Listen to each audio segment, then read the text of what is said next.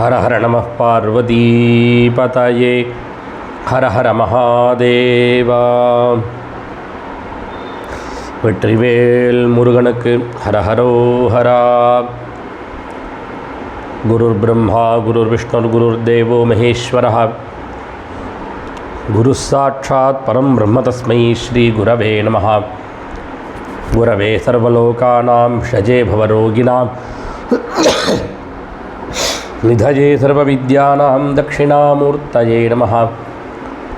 ஸ்ருதிஸ்மிருதிபுராணானாம் ஆலயம் கருணாலயம் நமாமி பகவத்பாதசங்கரம் லோகசங்கரம்.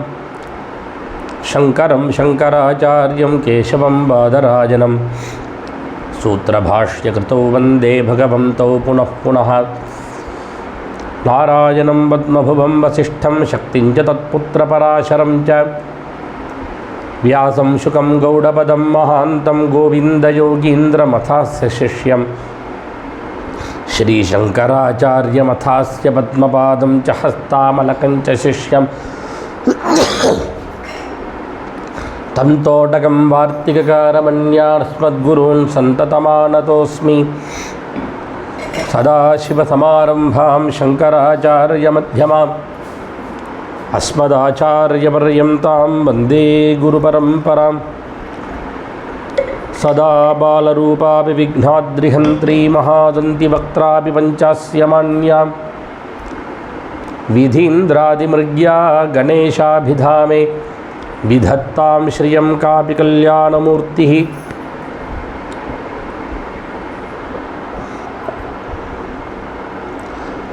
मयूराधिरूढं महावाक्यगूढं मनोहारिदेहं महच्चित्तगेहं महीदेवदेवं महावेदभावं महादेवबालं भजे लोकपालं.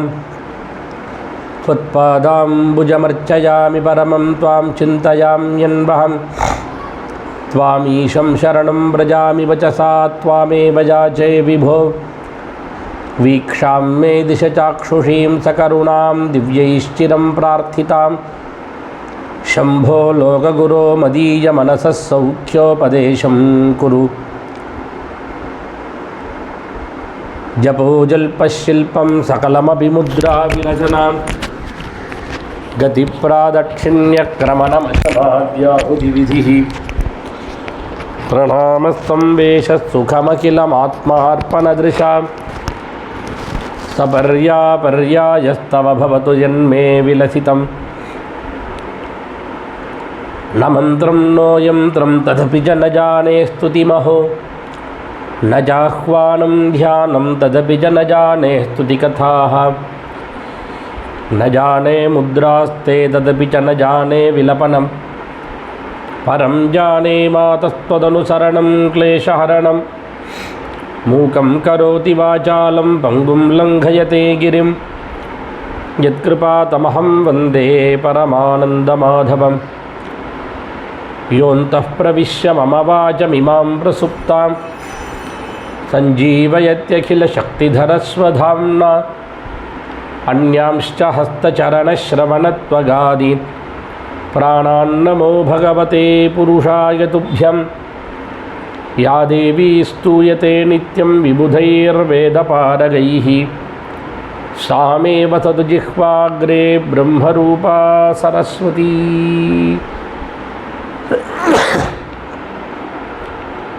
ஆச்சாரியாளுடைய பரமானுகிர விசேஷத்தினால நடந்து வரக்கூடியதான சுக்ல பஞ்சமி உபன்யாசம்.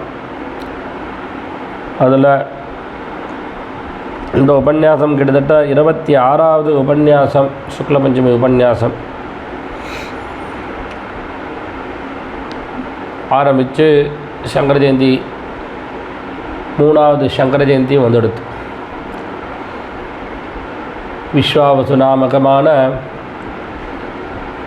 இந்த வருஷம் இதில் வைசாக சுக்ல பஞ்சமி நம்ம ஆச்சாரியாளுடைய ஜெயந்தி சங்கர ஜெயந்தி. இந்த சுக்ல பஞ்சமி உபன்யாசத்தை ஏற்பாடு பண்ணுறதுக்கு புரோத்சாகப்படுத்தினவ மகாபடியரசி திட்டம் ஸ்ரீராம் ராஜுன்னு இருக்கார். அவர் தான் 2 வருஷம் முன்னாடி சங்கர ஜெயந்தி அன்றைக்கு கேட்டு ஆச்சாரியாளுடைய ஸ்தோத்திரங்கள்லாம் எடுத்து கொஞ்சம் ஒரு சத்சங்கம் பண்ணிட்டு வாங்கன்னு கேட்டார். சுக்ல பஞ்சமி நித்தியமே வைதிகால் முகமாக ஆவஹந்தி ஹோமம் பண்ணிட்டு வரா. அப்புறம் ஞாயிற்றுக்கிழமை பவமான ஹோமம், ஏகாதசி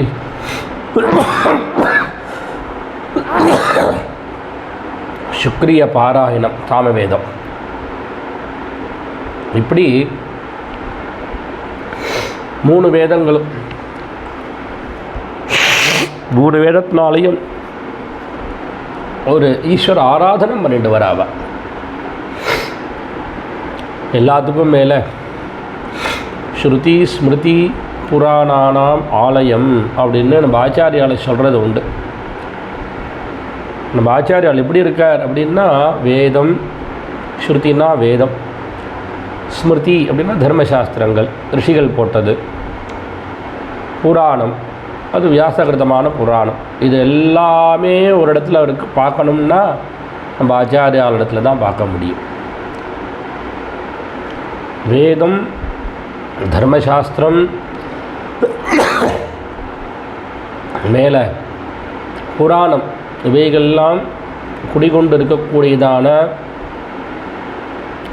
நம்ம ஆச்சாரியால் கொண்டாடுறது, ஆச்சாரிய ஜெயந்தியை கொண்டாடுறதுங்கிறது ஒரு பெரிய புண்ணியகரம், ஸ்ரேயஸ்கரம். உள்ள சொல்ல போகணுன்னா இந்த ஆச்சாரிய சங்கர ஜெயந்திக்கு ஒரு பேர் கொடுக்கலாம். என்னென்னா ஜெயந்தீனாம் ஜெயந்திஹி அப்படின்னு. ஜெயந்திகளுக்கெல்லாம் ஒரு ஜெயந்தியாக இருக்குது. ஏன்னா அந்த ஆச்சாரிய ஜெயந்தி இருக்கிறதுனால தான் ராமநவமியோ கிருஷ்ணாஷ்டமியோ மற்ற விரதங்களோ எல்லாமே அனுஷ்டிக்கப்படுறதுன்னா அதுக்கு முக்கிய காரணம் ஆச்சாரியாளுடைய அவதாரம் தான், சங்கர ஜெயந்தி தான். அதை வச்சுட்டு தான் அது இருந்ததுனால தான் மத்ய ஜெயந்தியோ கூர்ம ஜெயந்தியோ வாமன ஜெயந்தியோ எல்லா ஜெயந்தியும் கொண்டாடப்படுறது. அத்தகையான அந்த ஆச்சாரியாளுக்கு நம்ம எல்லாரும் கடமைப்பட்டிருக்கோம். ஆச்சாரியால் பிறந்ததான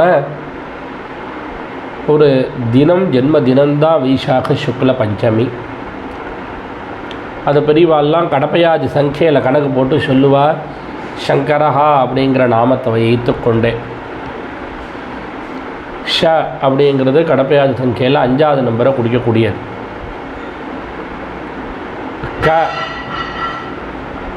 காங்கிறது 1வது நம்பரை குறிக்கக்கூடியது.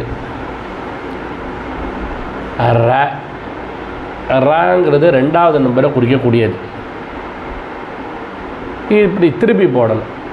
2 கடப்பையாதி சங்கையில் இந்த நம்பரை கணக்கு பண்ணி அப்புறம் திருப்பி போடுறது. திருப்பி போட்டால் முதல்ல 2 முன்னாடி வரணும், அதுக்கப்புறம் 1 வரணும், அப்புறம் 5. 2ங்கிறது எதை குறிக்கிறதுன்னா 2வது மாதம் வைசாக்க மாதம். 1ங்கிறது எது குறிக்கிறதுனா பட்சம், 2 பட்சம். அதில் முதல் பட்சம் 1வது பட்சம் சுக்லபட்சம். 5வது நம்பர் திதியை குறிக்கிறது பஞ்சமி திதி. இப்படி வைசாக சுக்ல பஞ்சமி அப்படிங்கிறது சங்கரஹா அப்படிங்கிற நாமத்தினாலேயே குறிப்பிடக்கூடியதாக இருக்குது அப்படின்னு சொல்லலாம். அப்பேற்பட்டதான அத்தியுன்னதமான சங்கர ஜெயந்தி மகோத்சவம் சாட்சாத் தட்சிணாமூர்த்தி லோகானுகிரகம் பண்ணுவதற்கோசரம், அஞ்ஞானத்திலிருந்து ஜனங்களை காப்பாற்றுவதற்கோசரம் வடமூலத்திலிருந்து கீழே இறங்கி எவ்வளவுக்கு மௌனமாக இருந்து சனகாதிகளுக்கு உபதேசம் பண்ணினாரோ அவ்வளவு மௌனத்தையும் விட்டு வாய் நிறைய பேசி உபதேசம் பண்ணி நம்ம எல்லாருக்கும் அனுகிரகம் பண்ணியிருக்கார். அனுகிரகம் பண்ணியிருக்காருன்னு இல்லை, அனுகிரகம் பண்ணிட்டு இருக்கார். அச்சாரத்தன்னு சொல்லலை, அவர் சஞ்சாரம் பண்ணினார்னு சொல்லலை. இன்றைக்கும் சங்கர பகவத்பாதால் ரூபமாக சஞ்சாரம் பண்ணிட்டுருக்காள். அப்படி இப்போ கூட அக்ஷய திருதி அன்னைக்கு புது ஆச்சாரியால் நம்மளுடைய காஞ்சி மடத்துக்கு அலங்கரிச்சுன்னு வந்திருக்காள். 71வது பீட்டாதிபதியாக சாட்சாத் அவளும் ஆச்சாரியாளுடைய சங்கரருடைய ஸ்வரூபந்தான். சந்தேகமே கிடையாது. ஏன்னா அவளை தான் சொல்கிறது, அந்த பரம்பரையில் வர்றதுனால சரதி புவனே சங்கராச்சாரிய ரூபா அப்படின்னு. அப்போ ஏற்பட்டதான மகோன்னதமான இந்த சுக்ல பஞ்சமி உபன்யாசத்தில் நம்ம போன உபன்யாசம் 25வது உபன்யாசம்.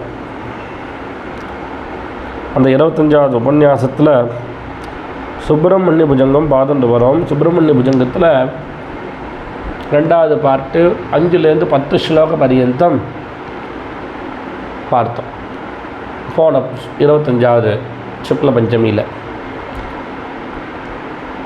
24வது சுக்ல பஞ்சமியில் தான் சுப்பிரமணிய புஜங்கம் ஆரம்பித்தோம். முதல் 5 ஸ்லோகம் ஆச்சு. அந்த 5வது ஸ்லோகத்துலேருந்து நம்ம பார்த்துட்டு வந்தோம் போன சுக்ல பஞ்சமியில். ரொம்ப அழகாக சுப்பிரமணிய சுவாமியினுடைய இருப்பிடத்தையும் அந்த கந்தமாதனகிரியையும் சமுத்திரத்தையும் இப்படி வரிசையாக வர்ணிச்சுன்னு வந்து ஒரு சுப்பிரமணிய சுவாமி அமர்ந்து இருக்கக்கூடியதான மஞ்சத்தையும் 2 ஸ்லோகத்தில் வர்ணித்து, அதுக்கப்புறம் 9வது ஸ்லோகத்திலேருந்து திருச்செந்தூரில் இருக்கக்கூடியதான சுப்பிரமணிய சுவாமி மேலே தான் அனுகிரகம் பண்ணி கொடுத்துருக்கார்.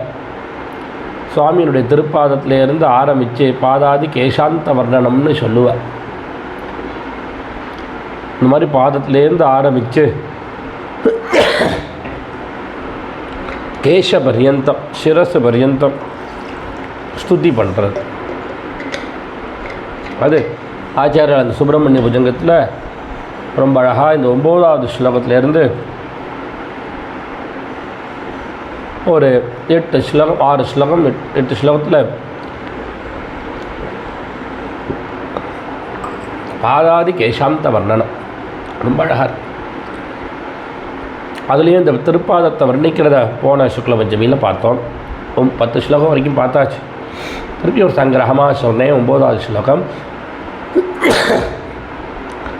ரணத்தம்சகே மஞ்சுலேத்யந்த சோணே மனோஹாரி லாவண்யபீயூஷபூர்ணே மனஷட்பதோ மே பவக்லேஷதப்தः சதா மோததாம் ஸ்கந்ததே பாதபத்மே. இந்த ஸ்லோகத்தில் சூரியனுடைய தாபத்தினால ரொம்ப துக்கப்படக்கூடியதான வண்டு தன்னுடைய துக்கம் நம்மளை விட்டு போகிறதுக்கு ஒரு தாமரை புஷ்பத்தை தேடிட்டு ஓடுறது வண்டு இல்லையா? அந்த தாமரை குளத்துலேயோ பல அன்னபக்ஷிகள் அமர்ந்திருக்கிறது. அது உட்காந்துட்டு அன்னப்பறவைகள் தாமரை குளத்தில் இருக்கும். அன்னப்பறவைகள் உட்காந்துட்டு அப்படியே சத்தம் போட்டுருக்கு அழகாக.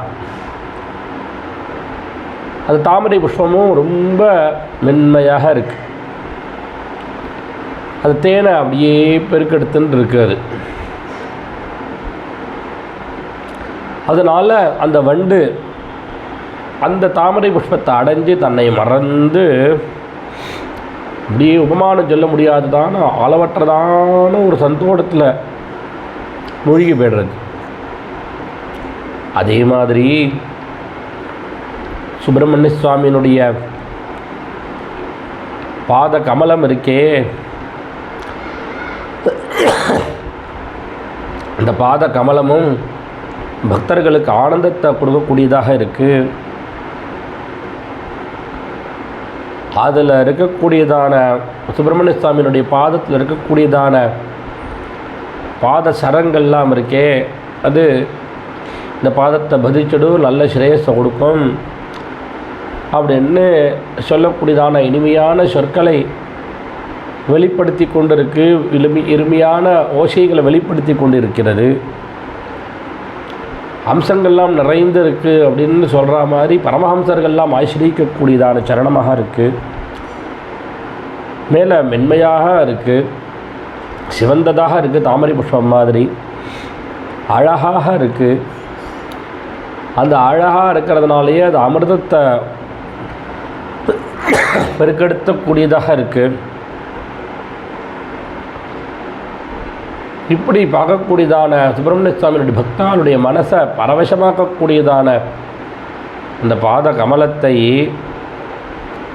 சம்சாரமாகிற துக்கத்தில் சிரமப்பட்டு தாபத்தில் சிரமப்பட்டு இருக்கக்கூடியதான வாடி போய் இருக்கக்கூடியதான மனமுடைய ஜீவர்களே, ஜீவராகிற வண்டே,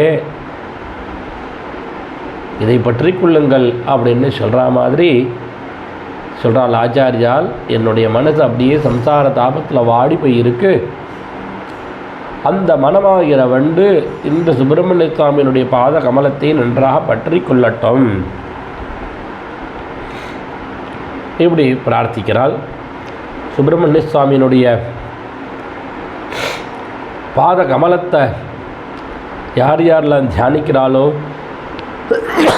அவளுக்கு எல்லா துக்கங்களும் விலகி போயிடும், துன்பங்களும் விலகி போயிடும், பேரானந்தம் ஏற்படும் அப்படிங்கிறது இந்த ஸ்லோகத்தினால தெரிகிறது. 9வது ஸ்லோகத்தினால ரணத்ஹம்சகே மஞ்சுலேத்யந்த சோனே மனோஹாரி லாவண்ய பீயூஷ பூர்ணே மனஷட்பதோ மே பவக்லேஷதப்தா சதா மோததாம் ஸ்கந்ததே பாதபத்மே அப்படின்னு சொல்லி அந்த பாதத்தை வர்ணித்தாள். அதுக்கப்புறம் சுப்பிரமணிய சுவாமியினுடைய கட்டி பிரதேசம், இடுப்பு பிரதேசம்.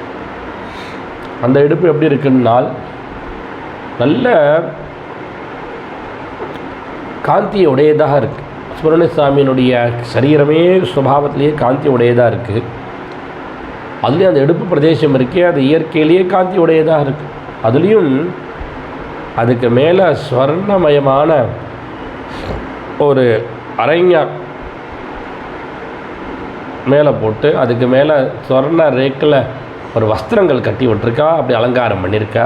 திருச்செந்தூர் சுப்பிரமணிய சுவாமியை பார்த்தா, ராஜா அலங்காரத்தை பார்த்தா தெரியும், அப்படி பிரகாசிக்கிறது. அதற்கு மேலே ஒரு ஓட்டியானம். அந்த ஓட்டியானம் எப்படி இருக்குன்னா நல்ல மணிகள்னால் அலங்கரிக்கப்பட்டதாக இருக்குது.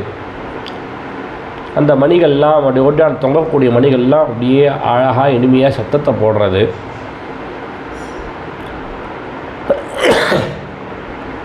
மேலே தங்கப்பட்ட அது என்ன பண்ணுறது, அந்த ரத்னங்களுடைய ஒரு பிரகாசத்தையும் இடுப்பனுடைய பிரகாசத்தையும் இன்னும் அதிகப்படுத்துறது. இப்படி தேஜோமயமாக இருக்கக்கூடியதான அந்த இடுப்பு பிரதேசத்தை நான் மனசில் எப்பொழுதும் தியானம் பண்ணுறேன். நல்ல பிரகாசம் இருக்குன்னா பிரகாசத்துக்கு முன்னாடி, வெளிச்சத்துக்கு முன்னாடி இருட்டு இருக்காது இல்லையா? அதனால் சுப்பிரமணிய சுவாமி எப்படி இருக்கார், பிரகாச வடிவமாக இருக்கார். நல்ல ஒளியோடு பிரகாசிக்கிறதுனால அந்த இடுப்பு பிரதேசமும் நல்ல பிரகாசமாக இருக்கிறதுனால, ஒளி நிறைந்து இருக்கிறதுனாலே அந்த கடி பிரதேசத்தை தியானம் பண்ணக்கூடியதான நம்மளுடைய மனதில் இருக்கக்கூடியதான இருட்டு அந்த சுப்பிரமணிய சுவாமியினுடைய கடி பிரதேசம் தியானம் பண்ணுறதுனால இருக்குமா என்ன, விலகி போயிடும்னா. இப்படி சுப்பிரமணிய சுவாமியுடைய கட்டியை தியானம் பண்ண அஞ்ஞானமாகிற இருள் விலகி போயிடுறது அப்படிங்கிறத 10வது ஸ்லோகத்தில் சொன்னால். சுவர்ணாபதிவ்யாம்பரைர்பாசமானாம் க்வனத்கிங்கிணீ மேகலா சோபமானாம் லசத்தேம பட்டேன வித்யோதமானாம் கட்டிம் பாவயே ஸ்கந்ததே தீப்யமானாம். இப்படி இடுப்பு பிரதேசத்தை சொல்லி அதுக்கப்புறம் 11வது ஸ்லோகத்திலேருந்து தான் நம்ம இப்போ பார்க்கணும் விஸ்தாரமாக. 11வது ஸ்லோகத்திலேருந்து அப்போ மார்பை வர்ணிக்கிறான் 11வது ஸ்லோகத்தில். இந்த ஸ்லோகத்தை சொல்லி அர்த்தம் சொல்லி திருப்பி ஸ்லோகத்தை சொல்கிறேன். ஸ்லோகம் புலிந்தேஷகன்யா கணாபோகதுங்கஸ்தனாலிங்கனாசக்த காஷ்மீரராகம் நமஸ்யாம்யஹம் தாரகாரே தவோரஹ ஸ்வபக்தாவனே சர்வதா சானுராகம்.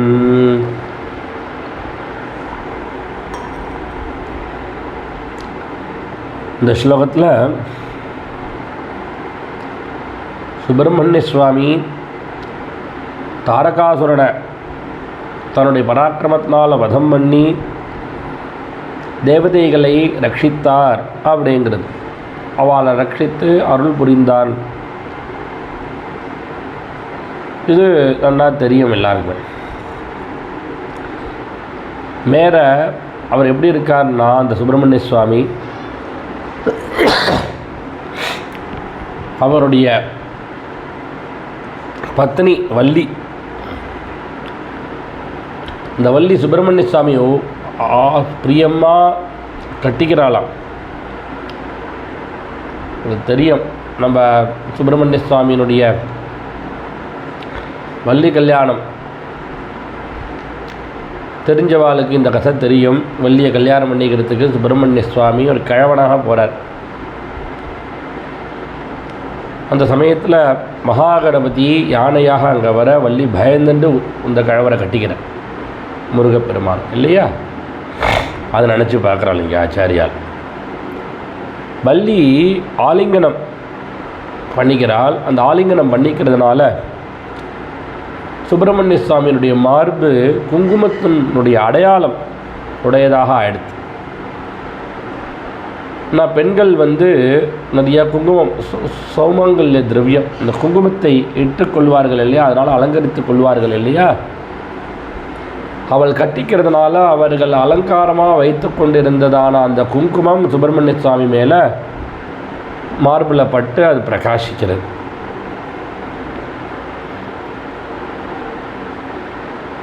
அந்த மாதிரி அவருடைய மார்பில் தோன்றக்கூடியதான ராகம், ராகம்னா செவந்ததுன்னு ஒரு அர்த்தம், ராகம்னா அனுராகம், ஒரு தயை, அனுராகம், ஐயோ பாவம்னு இருக்கக்கூடியதான ஒரு எண்ணம் இருக்குது பற்றியில. அந்த ஒரு எண்ணம் தன்னை ஆசிரிக்கக்கூடியதான பக்தர்களை அவர் அந்த அனுராகத்தால் எப்பொழுதும் காப்பாற்றுறதுக்கு தயாராக இருக்கிறத காண்பிக்கிற மாதிரி அந்த சிவப்பு வர்ணமானது தோற்றமளிக்கிறது அப்படிங்கிறாள் ஆச்சாரியார். அப்பேற்பட்டதான அந்த மார்பை நம்ம வந்தனம் பண்ணுறதுனால நமக்கு வரக்கூடியதான ஆபத்துகள் எல்லாம் அழிந்து போயிடும். மேலே தேவியினுடைய சம்பந்தம் இருக்கிறதுனால, அம்பாளுடைய சம்பந்தம் இருக்கிறதுனால பக்தர்கள் அறியாமையினால் ஏதாவது தப்பு பண்ணினா கூட அந்த தப்பை மன்னித்து விட்டு அவர்களை சம்ரக்ஷணம் பண்ணுவதற்கு சுவாமி சித்தமாக இருக்கிற மாதிரி இருக்கு தெரியுது. அம்மா கூட இருந்தான்னா, அப்பா குழந்தைய அடிக்க போனால் கூட அம்மா அடிக்காதீங்கோ, ஐயோ பாவம் விட்டுடுங்க, நான் இனிமேட்டு இந்த தப்பு பண்ண மாட்டான் அப்படின்னு சிபாரிசு சொல்லுவா இல்லையா. அந்த மாதிரி அம்மா கூட இருக்கிறதுனால சிபாரிசு சொல்லுவா, தாயார் கூட இருக்கா. அதனால் அந்த சுப்பிரமணிய சுவாமி நம்ம மேலே அதிக கருணையோடு சம்ரக்ஷணம் பண்ணுவாரே தவிர சிக்ஷிக்க மாட்டார். அதனால் அந்த சுப்பிரமணிய சுவாமியை தைரியமாக நம்மெல்லாம் உபாசிக்கலாம் அப்படிங்கிறத சொல்கிறேன்.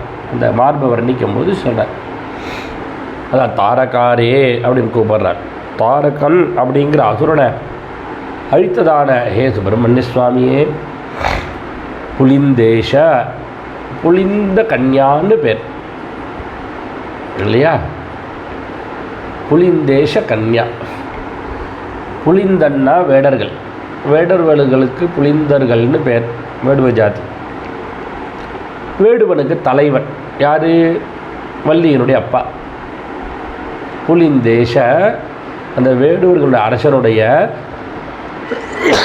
கன்யா பெண். அந்த பெண்ணான வள்ளியினுடைய கணாபோக துங்க ஸ்தனாலிங்கநாசக்த காஷ்மீர ராகம்.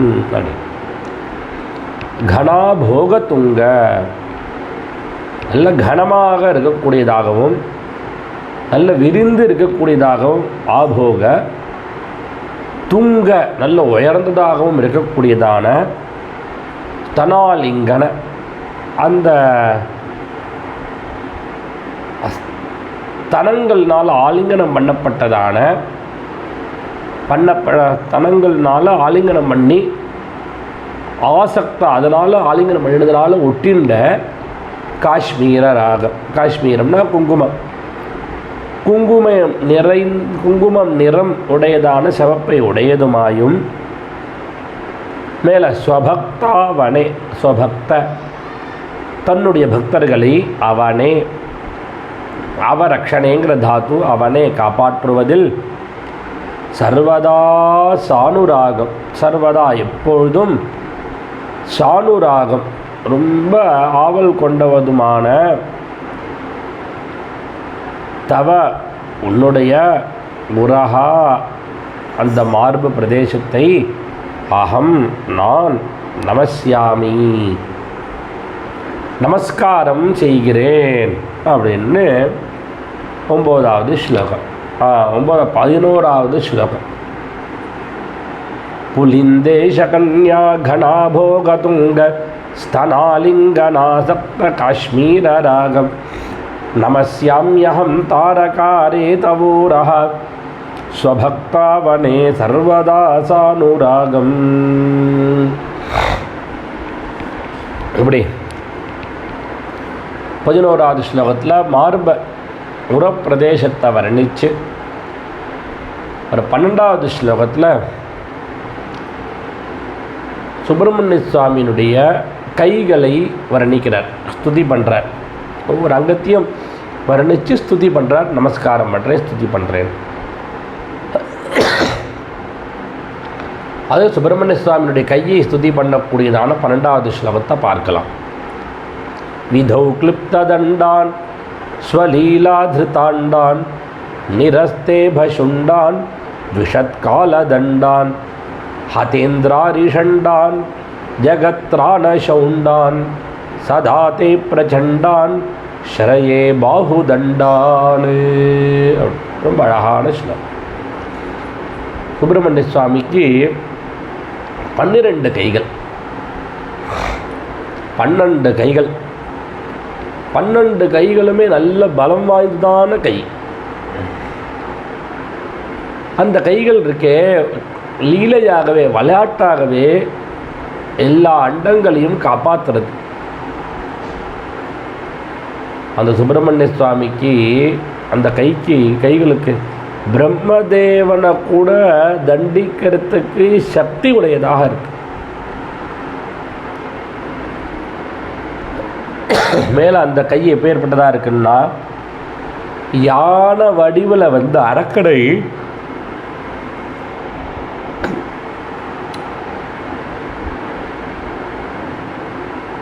யானை வடிவத்தில் அரக்கனுடைய துதிக்கையை அறுத்து எறியக்கூடியதான ஒரு பிரபாவம் உடையதான அந்த கைகள்.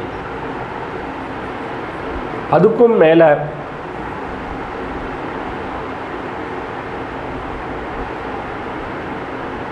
சத்ருக்களை தண்டிக்கிறதுக்கு உண்டானதான யமதண்டம்னு சொல்லக்கூடியதும் சுப்பிரமணிய சுவாமியுடைய கைதான் சத்ருக்களுக்கு.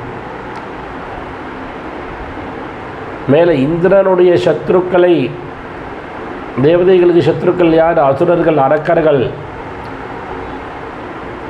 அந்த சத்ருக்களை அழித்து அந்த இந்திரனை காப்பாற்றினதும் அந்த கைதான்.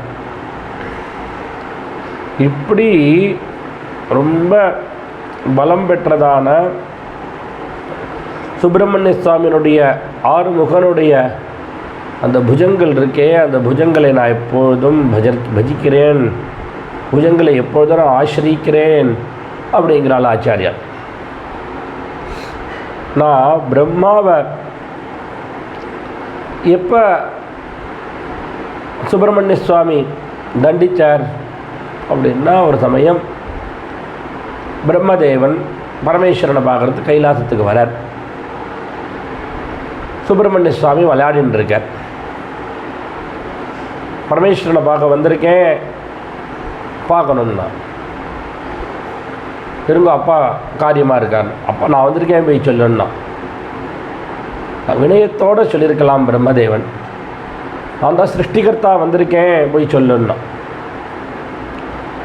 உடனே சுப்பிரமணிய சுவாமி அவரை பார்த்தால் சிருஷ்டிகர்த்தான்னு சொல்கிறேலே, பிரணவத்தினுடைய பொருள் தெரியுமான்னு கேட்டார்.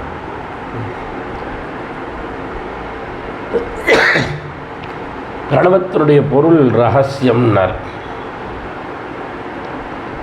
உடனே ரகசியம்னு சொல்லி என் இடத்துல ஏமாத்தாதீங்கோ, சென்ற சொல்லுங்கன்னா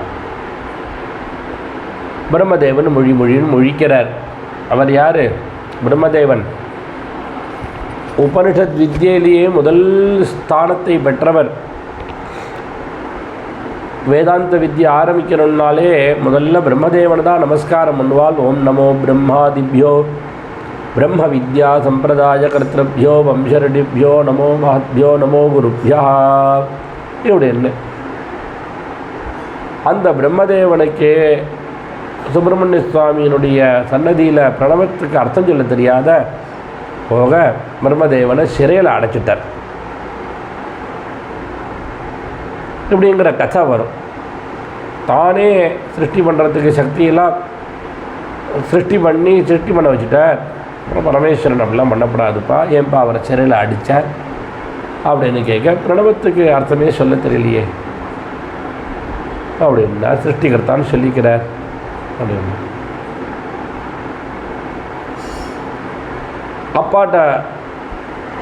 அப்பா உனக்கு பிரணவத்தோட தத்துவம் தெரியுமான்னா ரகசியம் சொல்லுன்னு கேட்க, அப்படி பரமேஸ்வரன் சுப்பிரமணிய சுவாமியின் இடத்துல குருகுஹனாக இருக்கக்கூடிய அந்த குழந்தைய குருவாக பாவித்து அவரிடத்துலேருந்து பிரணவத்தை தகப்பனார் பிரணவத்தினுடைய அர்த்தத்தை உபதேசம் பெற்றுக்கொள்கிறார். அப்படி தந்தைக்கு உபதேசம் பண்ணினதான ஒரு ஸ்தலம்தான் சுவாமிமலை. 6 படை வீடுகளில் திருவையார் மகாத்மியத்தில் சொல்லப்படுறது, ஒரு குருவனிடத்தில் உபதேசம் வாங்கிக்கிறதுக்கு எப்படி போகணும், இந்த சிஷ்யனுடைய ஒரு நிலை எப்படி இருக்கணுங்கிறத காமிக்கிற மாதிரி சுவாமி காமிச்சு கொடுத்தாலாம் ஐயாரப்பர். ஐயாரப்பர் சுவாமிமலை முருகனிடத்தில் தான் பிரணவோபதேசம் பெற்றுக்கொள்வதற்கு கிளம்பும்பொழுது கூட சேவகனான நந்தி வந்தார், கணநாயகனான வீரபத்ரன் வந்தார், தன்னுடைய பிள்ளையான கணபதி வந்தார், உமையாலும் கூட வந்தால் நாங்களும் வருவோன்னு. சரி, ஆரம்பத்திலேயே நீங்களாம் வாண்டான்னு சொல்லாத எல்லாரையும் அழைச்சிண்டு போகிற வழியில் ஈச்சங்குடிங்கிற அதுக்கு முன்னாடி சந்திரனை சிரத்தில் தரிச்சுன்னு வந்தார். முதல்ல அங்கேருந்து திருவையாறுலேருந்து சாமிமலை போகிற வழியில் எல்லா க்ஷேத்திரம் இருக்கும், நான் சொல்கிற க்ஷேத்திரங்கள்லாம். அங்கேருந்து கிளம்பினவர் முதல்ல சந்திரனை ஒரு இடத்துல நீங்கள் எது அப்படின்னு சொல்லிட்டு வச்சுட்டு போனார். அதான் திங்களூர் சந்திரக்ஷேத்திரம். அதுக்கப்புறமா வாசம் பண்ணிட்டு அங்கேருந்து யாத்திரை பண்ணிட்டு வரும்பொழுது வழியில் வீரபத்ரனை நீ இங்கேயே இருந்துடும் அப்படின்னு சொல்லி அவர் அங்கே நிற்கிறதுக்கு ஆக்ஞை கொடுத்துட்டார், மேலே வர வேண்டான்னு. அவர் இருந்த இடம் தான் ஈச்சங்குடி. அதை தாண்டி போனதுமே நந்திகேஸ்வரரை நீ ஒரு இடத்துல சொல்லி அந்த இடத்துல நீ இருந்துருந்தால் நந்தி மதில். திருவையாறுலேருந்து சாமிமலை போகிற வழியில் இதெல்லாம் கவனிச்சுட்டு வரலாம். இந்த க்ஷேத்திரத்தெல்லாம் வழியில் நந்தி மதிலில் மெயின் ரோட்லேயே ஒரு காவேரி பாலத்துக்கு மேலே ஒரு நந்தி இருக்கும், பூஜை பண்ணிட்டு போவாள். அதுக்கப்புறமா அடுத்தது கிராமத்தில் மகாகணபதியை நீ இங்கேயே இருந்துருந்த அவரை அங்கே விட்டுட்டு வந்துட்டார். பிள்ளையார்பட்டியை கணபதி அக்ரஹாரம் அங்கே. அதுக்கப்புறம் உமையால்புரத்தில் அம்பாலை அங்கே விட்டுட்டு தனியாக, ஏன்னா ஒரு உபதேசத்தை பெற்றுக்கொள்வதற்கு எல்லாத்தையும் விட்டு மனசு சதறாத ஏகாகிரமாக இருந்ததுன்னா உபதேசம் பெற்றுக்கொள்ள வேண்டும் குருவனிடத்திலிருந்து. அப்படி எல்லாத்தையும் விட்டு அந்த முருகப்பெருமானிடத்தில் சுவாமி ஈசன் உபதேசம் பெற்றுக்கொண்டார் அப்படிங்கிற கதை, புராண கதைகள். நான் பிரம்மதேவனையே சிறையில் போட்டதான ஒரு பிரபாவம் உடையவர் சுப்பிரமணிய சுவாமி. அதை இங்கே நினைவுபடுத்துகிறார். அதுக்கப்புறம் யான ரூபத்தில் வந்த அரக்கனுடைய துதிக்கையை அறுத்தெறிஞ்சார்னு சொன்னாலே அது என்ன கதடான்னா, தாரகாசுரனை வதம் பண்ண போகும்போது தாரகன் பல உருவங்கள் எடுத்துன்னு வந்தான். இப்போ யான உருவத்தை எடுத்துட்டு கஜமுகாசுரனாக வந்தபொழுது அப்போ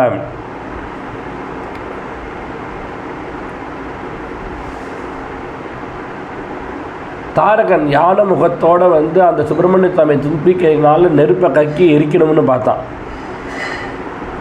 அப்போ முருகப்பெருமான் என்ன பண்ணினார், தன்னுடைய கைகள்னாலேயே அவனுடைய துதிக்கையை வெட்டி வீழ்த்திட்டார் அப்படின்னு சொல்கிறது. அதுவும் இங்கே அந்த கதையை இங்கே சூச்சனையாக சொல்கிறார்.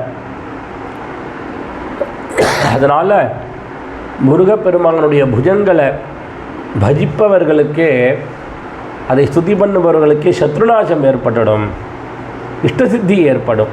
அவர்கள் என்ன நினைக்கிறாலோ அது சித்தி ஏற்பட்டுடும், எல்லாத்துக்கும் மேலே பிரம்மஜானம் உண்டாகும் அப்படிங்கிறது தெரிகிறது. இந்த சுப்பிரமணிய சுவாமியினுடைய புஜத்தை தியானம் பண்ணி ஸ்துதி பண்ணுறதுனாலே. அதுதான் இந்த 12வது ஸ்லோகத்தில் சொல்கிறார்.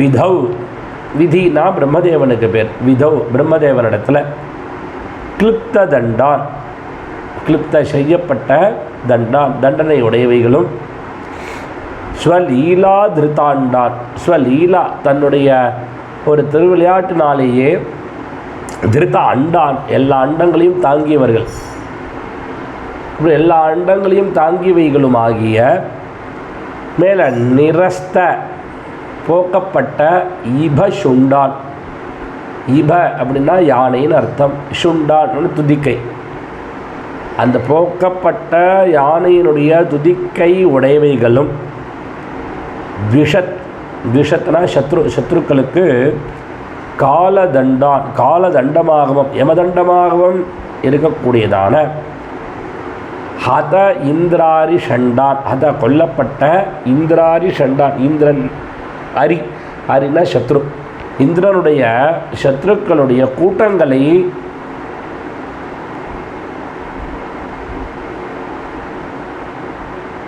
உடையதுமான, கொல்லப்பட்ட இந்திரனுடைய சத்ருக்களுடைய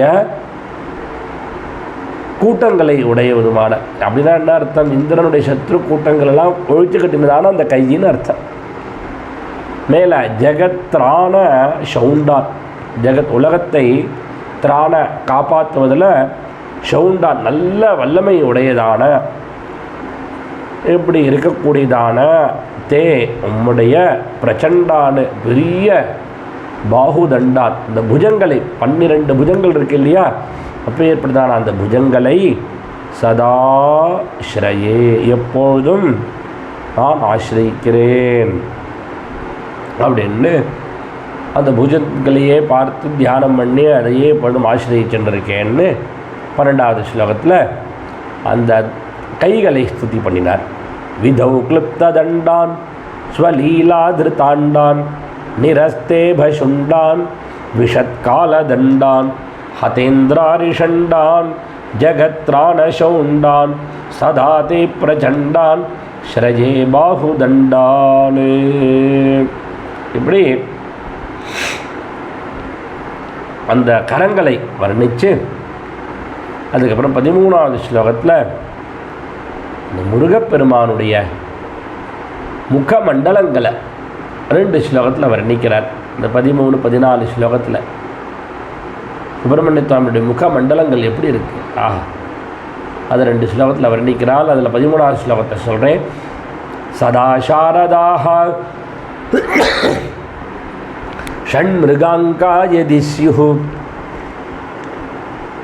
சமுத்யம் தஜேவ ஸ்திதாச்சேத் சமந்தாத் சதா பூர்ணபிம்பாः கலங்கைश्च ஹீனாः ததா த்வன்முகானாம் ப்ருவே ஸ்கந்த சாமியம். சுப்பிரமணிய சுவாமிகிட்ட சொல்கிறாள். சாதாரணமாக லோகத்தில் ஒரு அழகான முகம் அப்படின்னு வர்ணிக்கிறான்னா உடனே சந்திரனை தான் அதுக்கு உபமானமாக சொல்லுவேன். அம்பாலை சொல்லும்பொழுது கூட ராகா சந்திர சமான காந்திவதனா அப்படின்னு சொல்கிறா இல்லையா, சந்திர இவ முகம் அப்படின்னு, சந்திரன் மாதிரி முகம் பிரகாசிக்கிறது அப்படின்னு சொல்லுவாள். அது லோகத்தில் வழக்கம். ஆனால் இந்த சுப்பிரமணிய சுவாமியினுடைய முகங்களுக்கோ உபமானமே கிடையாது, உபமானம் சொல்ல முடியாதுங்கிற. ஏன்னா ஒரு முகம் இல்லை, 6 முகமாச்சே. அந்த 6 முகங்களும் எப்பொழுதும் நல்ல பிரகாசத்தோடையே இருக்கு. நான் சந்திரனும் ஒன்று தான் இல்லையா? இந்த ஒரே ஒரு சந்திரனா 6 முகங்களுக்கு எப்படி உபமானம் சொல்ல முடியும்? அது ஒரு கேள்வி. மேலே அந்த சந்திரனும் எப்பொழுதும் பூர்ண கலையோடையே பிரகாசிக்கிறது இல்லை இல்லையா? பௌர்ணமி அன்றைக்கி மாத்திரம்தான் பூர்ண கலையோடு பிரகாசிக்கிறார், மீதி நாளில் பூர்ண கலையோடு பிரகாசிக்கிறது இல்லை. எல்லாத்துக்கும் மேலே அந்த சந்திரனிடத்தில் ஒரு கலங்கம் கூடிக்கொண்டு இருக்கிறது. ஏதோ ஒரு கலங்கம் இருக்கு. அதுக்கும் மேலே சரத்கால சந்திரன் தான், சரத்காலத்தில் தான் அந்த சந்திரன் நல்ல தேஜஸாக பளிச்சுன்னு அழகாக சோபையோடு இருக்க அந்த சந்திரன். மற்ற காலத்தில் அவ்வளவு அழகு சந்திரனுக்கு கிடையாது. அதனால் அந்த சுப்பிரமணிய சுவாமியுடைய 6 முகங்களுக்கும் உபமானம் சொல்லணும்னா 6 சந்திரன்கள் தேவை. அதுவும் எப்படி இருக்கணும்? எப்பொழுதும் பூர்ணமாயும் எப்பொழுதும் அகலங்கமாகவும் கலங்கம் இல்லாததாகவும் எப்பொழுதும் பிரகாசத்தோடையும் அழகோடையும் இருக்கிறது வேண்டும். அப்பதான் அந்த 6 முகங்களுக்கு உபமானம் சொல்ல முடியும் சந்திரனை.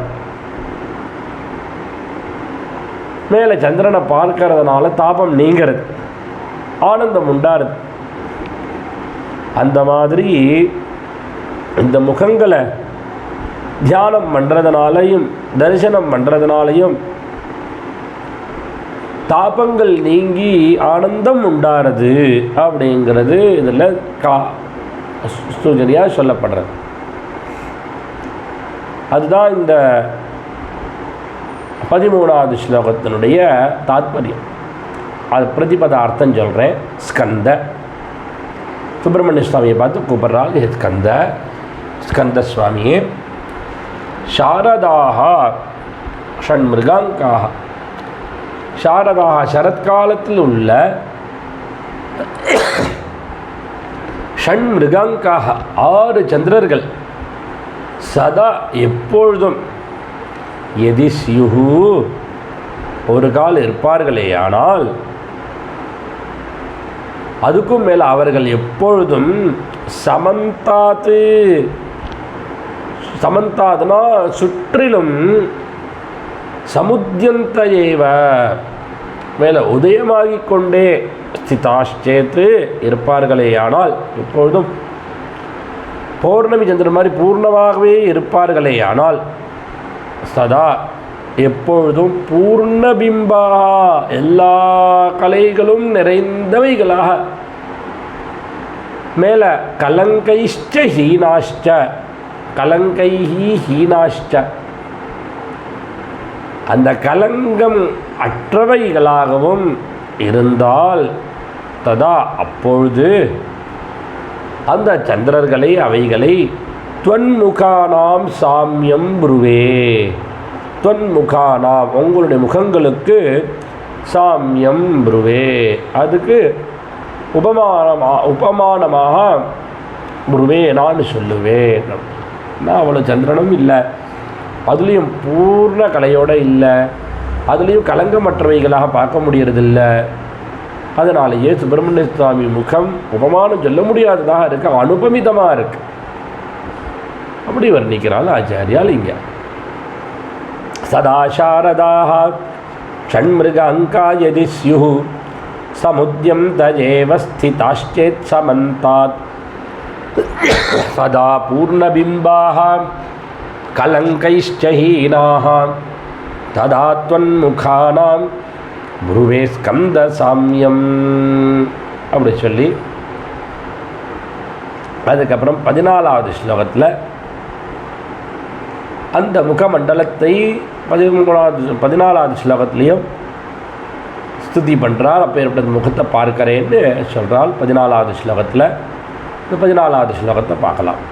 ஸ்புரன்மந்தஹாசைஹி சஹம்சானி சஞ்சத் கடாட்சாவலி பிருங்கசங்கோஜ்வலானி சுதாஸ்யம் திபிம்பாதராணி சசூனோ தவாலோகயே ஷண்முகாம்போருஹாணி. சொல்கிறார், ஈஷபுத்திரனுடைய அந்த 6 முகங்கள் இருக்கே, அந்த 6 முகங்களே எப்படி இருக்குன்னா மலர்ந்ததான செந்தாமரைகளாக இருக்கின்றன. அப்படி மலர்ந்திருக்கிறதான செந்தாமரையாக 6 முகங்கள் இருக்கு. அந்த முகத்தில் அப்படி வரக்கூடிய அழகான அந்த புன்சிரிப்பு இருக்கு பாருங்க. அந்த புன்சிரிப்புகள் தான் அந்த தாமரைகளில் விளையாடக்கூடியதான வண்டாக இருக்கு, விளையாடக்கூடியதான அன்னப்பறவைகளாக இருக்கு. மேலே அந்த சுப்பிரமணிய சுவாமியினுடைய முகத்தில் இருக்கக்கூடிய கட்டாட்சம் இருக்கு பற்றியில, அந்த கட்டாட்சங்களே முகம் தாமரை மாதிரி இருக்கு, அவருடைய கண்கள் கட்டாட்சம் இருக்கே அது எப்படி இருக்குன்னா தாமரையில் சஞ்சரிக்கக்கூடியதான வண்டுனுடைய வருஷம் மாதிரி இருக்கு. அந்த முக கமலத்தில் உதடு செவந்த உதடு, கோவைப்பழம் மாதிரி செவந்த உதடு இருக்கே, அந்த செவந்த உதடுலேருந்து அப்படி சிந்தக்கூடியதான அந்த உமிழ் நீர்கள், அதுவே தாமரையில் தேன் சொட்டுமே அந்த மாதிரி அமிர்தமாகிற தேன் சொட்டக்கூடியதாக இருக்கு. இந்த மாதிரியான முகங்களை தரிசனம் பண்ணுறதுனால அமிர்த லாபம் ஏற்பட்டுடுறது. இந்த முருகன் அப்படின்னாலே அழகு தானே, அந்த அழகுங்கிறது முகத்தில் தானே எடுத்துக்காட்டாக இருக்கும்.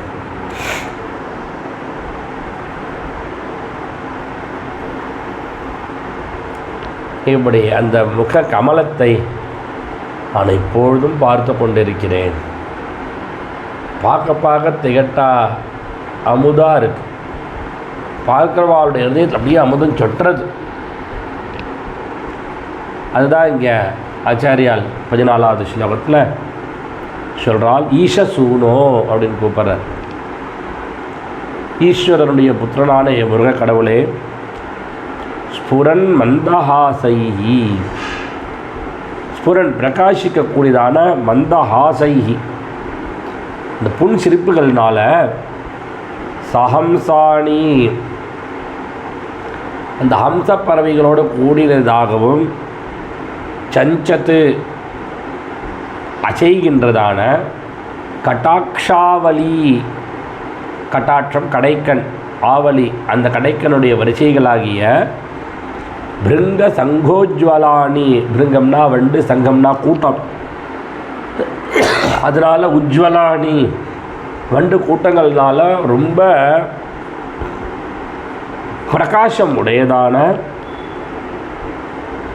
பிரகாசம் உடையவைகளாகவும், மேலே சுதாஸ்யந்தி, சுதானா அமிர்தம், அந்த அமிர்தத்தை செந்தி பெருக்கின்ற பிம்பாதராணி, கோவை பழம் போன்றதான உதடுகள் இருக்கே, அந்த உதடுகளை உடையதான தவ உம்முடைய ஷண்முகம்போருஹாணி,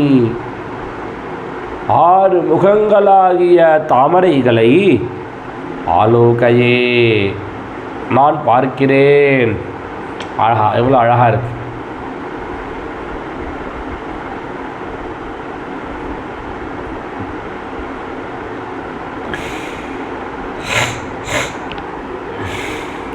ஸ்புரன்மந்தஹாசைஹி சஹம்சானி சஞ்சத் கடாட்சாவலி பிருங்க சங்கோஜ்வலானி சுதாஸ்யம் திபிம்பாதராணி சசூனோ தவாலோகயே ஷண்முகம்போருஹாணி. இப்படி 14 இப்படி முகத்தை வர்ணிச்சு அதுக்கப்புறம் 15வது ஸ்லோகத்தில் சுப்பிரமணிய சுவாமியினுடைய கட்டாட்சத்தை வர்ணிக்கிறார். கட்டாட்சம் ஆஹா எப்படி இருக்கு. விஷாலேஷு கர்ணாந்த தீர்கேஷ்வஜஸ்திரம் தயாஸ்யந்திஷு த்வாதசஸ்வீக்ஷணேஷு மயீஷத்கடாட்சஸ் சகிருத்பாதிதச்சேத் பவேத்தே தயாசீலகா நாமஹானிஹி. இந்த முருகனுடைய 12 கண்கள், 6 முகனோல்லையோ, ஒரு முகத்தில் 2 கண்கள், 12 கண்களும் எப்படி இருக்கு? ரொம்ப அழகு வாய்ந்தவைகளாக இருக்கு. ஒவ்வொரு கண்களும் அகன்றதாக இருக்கு, காது வர நீண்டதாக இருக்கு. அந்த கண்களுடைய கொஞ்சம் ஒரு திவலை பார்வை விழுந்தாலும் அதிகமான நன்மைகளை உண்டாக்கும். ஏன்னா அந்த முருகன் தயாமூர்த்தி இல்லையா? பக்தர்களுடைய துன்பத்தை போக்கடிக்கக்கூடியவர். மேலே அவருடைய கடாட்சங்களும் எப்போதும் அமிர்தத்தை சட்டக்கூடியவைகளாகவே இருக்கு. அந்த மாதிரியான அந்த கடைக்கண்களை பக்தர்கள் மேலே செலுத்துவதனால அந்த சுப்பிரமணிய சுவாமிக்கு எந்த ஒரு நஷ்டமும் கிடையாது. பக்தர்களுக்கும் ரொம்ப லாபமும் ஏற்படுறது. அதனால் அதுதான் இந்த ஸ்லோகத்தில் சுப்பிரமணிய சுவாமியை பார்த்து பேசுகிற மாதிரி சொல்கிறாள். சுப்பிரமணியா, தயாசீல அப்படின்னு கூப்பிட்றார். தயை நிறைந்தவரே, இவ்வளோ பெரிய கண்கள் வச்சுருக்கேன். விஷாலே, அது இந்த கண்கள் எப்படி இருக்குது? 12 கண்கள், அது எப்படி இருக்குது? விஷாலேஷு, நல்ல அகன்றவைகளாகவும், கர்ணாந்த தீர்கேஷு, காது பரியந்தம் தீர்க்கமாக இருக்கக்கூடியதான, மேல அஜஸ்திரம் தயாஸ்யந்திஷு, அஜஸ்திரம்னா இடைவிடாத, தயாஸ்யந்திஷு எப்பொழுதும் தயையை பெருக்கெடுத்து ஓடுகின்றதுமான, துவாதசசு ஈக்ஷணேஷு, உம்முடைய 12 கண்களிலையும் பிரகாசிக்கக்கூடியதான கட்டாட்சா, அந்த கடைக்கண் பார்வை இருக்கே, அந்த கட்டாட்சமானது மயி என்னிடத்தில் சக்ருத் பாதிதச்சேத், சக்ருத்து ஈஷத்து பாதிதச்சேத், ஒரு தடவை கொஞ்சம் ஈஷத் பாதிதச்சேத் விழும்படி செய்கிறதுனாலே, தே உமக்கு காணாமஹானிஹி பவேத்து, என்ன குறைதான் ஏற்பட போகிறது? என் மேலே போடக்கூடாதா? அந்த கடைக்கண்ணை என் மேலே போடக்கூடாதா அப்படின்னு ஆச்சாரியால் இந்த கட்டாட்சத்தை வர்ணிக்கிறாள் இந்த 15வது ஸ்லோகத்தில். விஷாலேஷு கர்ணாந்த தீர்கேஷ்வஜஸ்ரம் தயாஸ்யந்திஷு த்வாதசஸ்வீக்ஷணேஷு மயீஷத்கடாட்சஸ் சகிருத்பாதிதச்சேத் பவேத்தே தயாசீலகா நாமஹானிஹி. அப்படி கடாட்சத்தை வர்ணித்து மேலே 16வது ஸ்லோகத்தில் அந்த ஸ்கந்தனுடைய சிரப்பிரதேசத்தை வர்ணிக்கிறாள் ஆச்சாரியால். இந்த 16வது ஸ்லோகம் சிரஸ்வர்ணன. சுதாங்கோத்பவோ மேதி ஜீவேதி ஷத்தா ஜபன்மந்திரமீஷோ முதா ஜிக்ரதேயான் ஜகத்பாரபிருத்யோ ஜெகநாததேப்யः கிரீட்டோஜ்வலேப்யோ நமோ மஸ்தகேப்யः. 6 தலைகளுக்கும் நமஸ்காரம் பண்ணுறேன். எப்பேற்பட்ட தலைகள் அது! ஆனால் அவர் யார்? பரமேஸ்வரனுடைய புத்திரன் இல்லையா? குழந்தை பிறந்ததுமே ஆத்மாவை புத்திரநாமாசி அங்காதங்காத் சம்பவசி இப்படிங்கிற மந்திரங்கள்னால வேதங்கள் கொண்டாடுறதே. புத்திரன் தந்தையினுடைய அங்கத்திலிருந்து உண்டாகின்றான் அப்படின்னு வேதங்கள்லாம் சொல்கிறது. அங்காதங்காத் சம்பவசி அப்படி.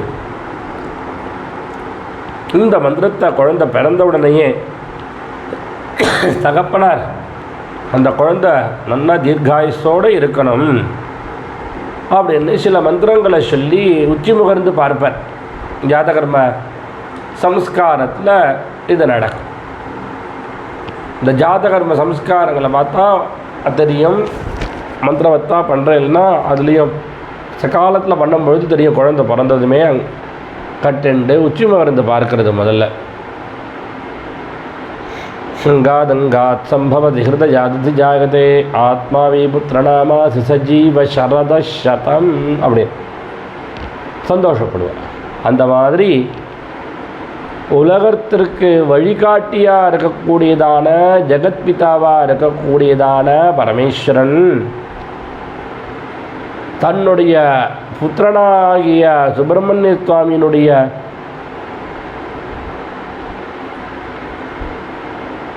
க்ஷேமத்தை உத்தேசித்து அந்த ஆறுமுகன் இருக்கானே அவன் நீண்ட காலம் வாழ வேண்டும் அப்படின்னு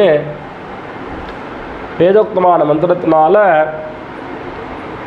ஆசீர்வாதம் பண்ணினார். அப்போது எப்படி இருக்குன்னா ஒவ்வொரு சிரசையும் 6 சிரஸ் சொல்லியோ ஒவ்வொரு சிரசையும் முகரும் பொழுது அவர் ஒவ்வொரு தடவை அந்த மந்திரத்தை திருப்பியும் சொன்னார். ஒவ்வொரு சிரசுக்கும் ஆத்மாவை புத்திரநாமா சஜீவ சரத சதம் அப்படி 6 தடவை ஷட்டா ஜபம் 6 தடவை அந்த மந்திரத்தை சொல்லி உச்சிமுகர்ந்து பார்த்தார். அப்படி ஆனந்தப்பட்டார். அந்த பரமேஸ்வரன் லோகத்தை சம்ரக்ஷணம் பண்ணுறதில் நல்ல சக்தி உடையவர் இல்லையா? அந்த மாதிரியே ஈஸ்வரனுடைய புத்திரனும் ஜகத்தை சம்ரக்ஷணம் பண்ணுறார் சுப்பிரமணிய சுவாமியும். ஆத்மாவை புத்திரநாமாசி அப்படின்னு வேதங்கள்லாம் பறைசாற்றுறது இல்லையா? குமாரனும் ஈசனும் ஒன்று தானே. அதனால் உலகத்தினுடைய பாரத்தை உத்தம புத்திரனாக இருக்கக்கூடியதான குமரன் தன்னுடைய 6 சிரசுகள்னாலையும் தாங்கிறார். அவருடைய சிரசுகளில் அந்த ரத்னங்கள்லாம் பதிக்கப்பட்டதான கிரீட்டங்கள் பிரகாசிக்கின்றன. அப்பேற்பட்டதான அந்த சுப்பிரமணிய சுவாமியினுடைய சிரசுகளை நமஸ்காரம் பண்ணினாலே அந்த சிரசையே நம்ம காப்பாற்றும். அந்த சிரசுக்கு வந்தனம் பண்ணியாச்சுன்னா போகிறோம். அவன் நம்மளை காப்பாற்றுவதற்கு பொறுப்பை சிரசில் ஏற்றுக்கிறானா அந்த முருகப்பெருமான். அதனால் எப்பொழுதும் அந்த மஸ்தகத்துக்கு சிரசுக்கு நமஸ்காரம் பண்ணுறேன் அப்படின்னு சிரத்தை வர்ணித்து வந்தனம் பண்ணுறார். சுத கூப்பிட்றார், ஏ குழந்தாய், குழந்தை இல்லையா என்ன குழந்தைய பருவத்தில் இருக்கக்கூடியதான ஒரு சம்ஸ்காரத்தை வர்ணிக்கிறதுனால சுத, ஏ குழந்தாய், மே என்னுடைய அங்கோத்பவா. இது பரமேஸ்வரன் சுப்பிரமணிய சுவாமியை பார்த்து சொல்கிறார்.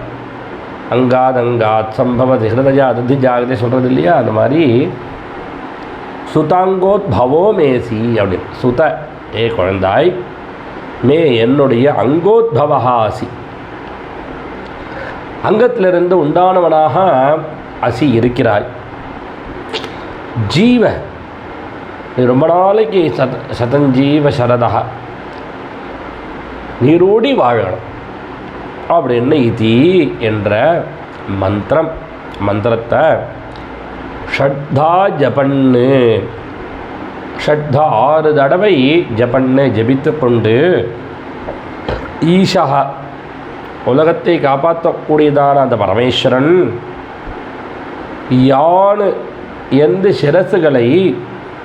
முதா ஜிக்ரதே, முதா சந்தோஷத்தோட ஆனந்தத்தோட மகிழ்ச்சியோட ஜிக்ரதே நுகர்கின்றாரோ ஜெகநாத, அப்பேற்பட்ட உலகத்தை காப்பாற்றக்கூடிய முருகப்பெருமானே, தேபியா அப்பேற்பட்டதான அந்த ஜகத்பார பிருத்யா, ஜகத்பாரம் உலக பாரத்தை பிருத்யா தாங்குகின்றவைகளாக இருக்கக்கூடியதான மேலே கிரீட்டோஜ்வலேபியா கிரீட்டங்கள்னால ஜொலிக்கக்கூடியதான மஸ்தகேபியா மஸ்தகங்களுக்கு நமஹா நமஸ்காரம் வந்தனம் இருக்கட்டும் அப்படின்னு 16வது ஸ்லோகம்.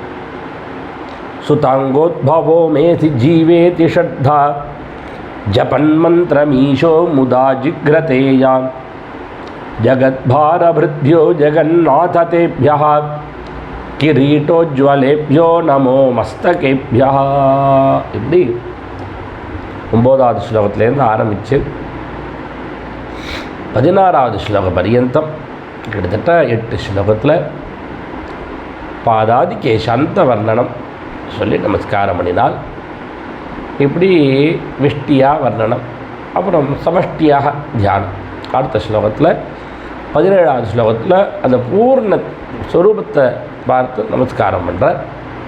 அந்த 17வது ஸ்லோகத்திலேருந்து நம்ம அடுத்த சுக்ல பஞ்சமியில் நம்ம பார்க்கலாம். பகவான் ஆச்சாரியால் அதுக்கு அனுகிரகம் பண்ணட்டும்னு குருநாதாளுடைய ஆதி சங்கர பகவத்பாத ஆச்சாரியாளுடைய சரணத்தில் விழுந்து நமஸ்காரம் பண்ணி அவர் ஆச்சாரியாளுக்கு சமர்ப்பணம் பண்ணுறோம்.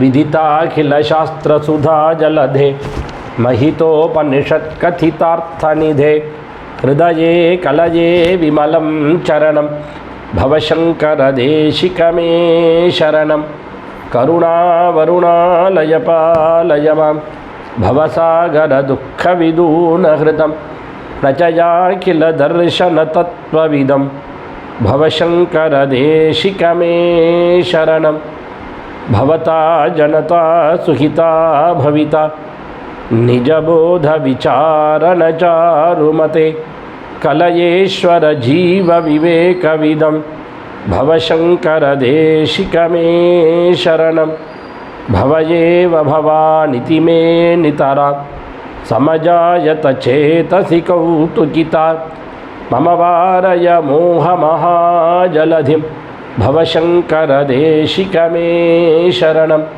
சுக்ருதே திக்ருதே பகுதா பவதோ பவிதா சமதர்ஷனலாலசதா அதிதீனமிமம் பரிபாலய மாம் பவசங்கர தேசிகமே சரணம் ஜகதீமவிதும் கலிதா கிருதயோ விசரந்தி மகாமஹசலதः அஹிமாம்சுரிவாத்ர விபாசி குரு பவசங்கர தேசிகமே சரணம் குருபுங்கவ புங்கவகேதனதே சமதாமயதாம் நஹி கோபி சுதீஹி शरणागतवत्सलतत्त्वनिधे भवशङ्कर देशिकमे शरणं विदिता न मया विशदैककला न च किञ्चन काञ्चनमस्ति गुरो द्रुतमेव विधेहि कृपां सहजां भवशङ्कर देशिकमे शरणं भवशङ्कर देशिकमे शरणं भवशङ्कर देशिकमे शरणं गुरुर्ब्रह्मा गुरुर्विष्णुर् गुरुर्देवो महेश्वरः गुरुस्साक्षात् परब्रह्म तस्मै श्रीगुरवे नमः. सर्वत्र गोविन्दनाम संकीर्तनं गोविन्द गोविन्द हर हर नमः पार्वतीपतये हर हर महादेव. सद्गुरुस्वामिनः जय आञ्जनेयस्वामिनः जय. श्री गुरु शरणं मम, श्री गुरु शरणं मम.